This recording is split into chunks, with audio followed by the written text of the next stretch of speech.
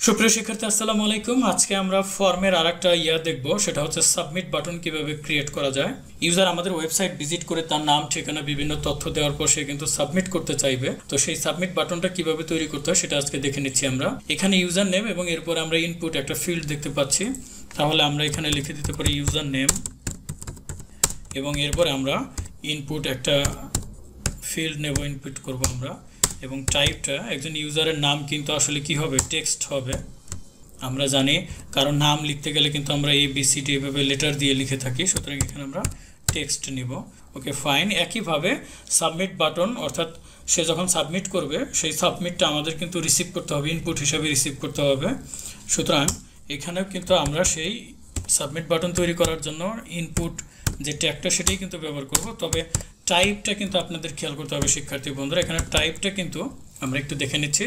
এই যে দেখুন প্রোগ্রাম আমাদের এখানে করা আছে, টাইপটা কিন্তু এখানে সাবমিটই আমরা লিখব, এখানে কিন্তু টেক্সট লিখব না। তো আপনি যখনই সাবমিট বাটন তৈরি করতে যাবেন তখনই কিন্তু আপনাকে ইনপুট টাইপ সাবমিট লিখে দিবেন, সাবমিট। এবং এরপর আমরা যে দেখতে পাচ্ছি এখানে ভ্যালু সাবমিট এখানে দেওয়া আছে। তো আপনারা ভ্যালু হিসাবে সাবমিট লিখে দিতে পারেন, না লিখলেও কিন্তু চলবে।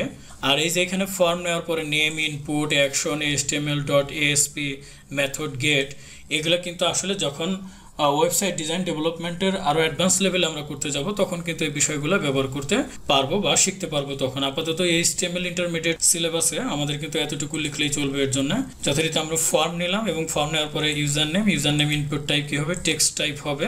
এবং সেটা আমরা কি করব, একটা সাবমিট বাটন তৈরি করব তারপরে। তখন আমরা এটা সেভ করে দেখতে পারি। আশা করতেছি কমপ্লিটলি হয়ে গেছে আমাদের। দেখুন খুব ভালোভাবে কিন্তু আমাদের এটা তৈরি হয়ে গেল যে ইউজার নেম। এখানে হয়তো ইউজার নেম আমি কি দিতে পারি, আমার নাম দিতে পারি, এভাবে দিলাম। তো আমার নাম দেওয়ার পরে এখানে ক্লিক করে আমি সাবমিট করে দিয়ে দিলাম। তো সেটা কিভাবে ব্যাকএন্ডে সেই ডেটাগুলো নিয়ে কিভাবে কাজ করবে সেটা কিন্তু আমরা এখানে দেখতেছি না, আমরা জাস্ট সাবমিট বাটন কিভাবে তৈরি করা হয় সেটা দেখে নিলাম।